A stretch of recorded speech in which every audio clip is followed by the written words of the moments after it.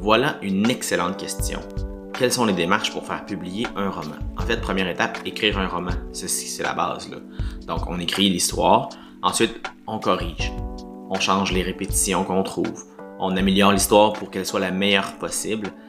Parfois, ça demande beaucoup de travail. Parfois, on peut être satisfait assez rapidement.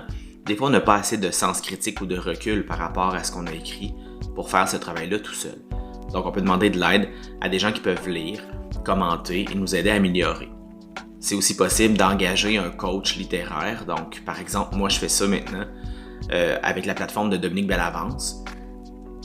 DominiqueBellavance.com si vous voulez avoir des détails. D'ailleurs, je te recommanderais d'aller voir sur son site. Dominique explique plein de trucs sur l'édition, sur l'écriture, pour la présentation d'un manuscrit à un éditeur, ce genre de trucs-là.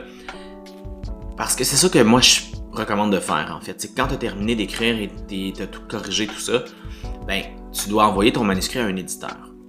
La meilleure façon de trouver un éditeur, c'est de regarder qu'est-ce qu'on aime lire, qu'est-ce qu'on a écrit, est-ce que c'est dans le même genre, et on peut aller voir quels éditeurs éditent ces genres-là selon ce que nous, on a écrit.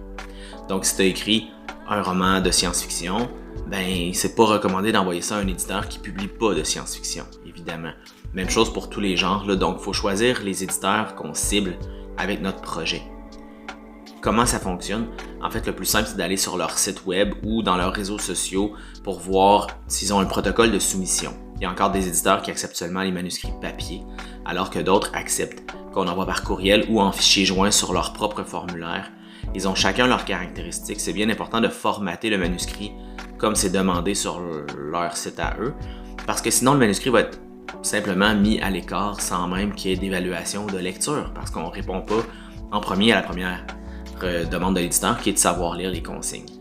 Donc, c'est un peu ça le truc. Si tu veux auto-éditer, donc si tu veux faire toi-même le processus au complet, je te recommande de chercher l'information. Elle est disponible un peu partout, mais particulièrement sur DominiqueBellavance.com. Dominique a fait beaucoup d'auto-édition, donc il a réfléchi aux différents modes de publication et il partage ça sur son site dans la section blog. Il y a plein d'informations là-dessus. C'est un peu ça, moi je pense que la meilleure chose à faire, là, c'est de s'assurer qu'on a terminé, cibler les bons éditeurs et envoyer le manuscrit. Il faut oser. Si on n'ose pas, il ne pourra pas avoir de résultats. Par contre, si on envoie quelque chose qui est vraiment pas prêt, les éditeurs n'auront aucun scrupule à écarter le projet parce qu'il n'a pas d'affaire à être publié pour l'instant. Moi, je pense que c'est peut-être souvent une meilleure démarche au final de faire affaire avec des vrais éditeurs et non pas à compte d'auteurs, donc en auto-édition, mais c'est mon choix à moi. Voilà. Bonne écriture!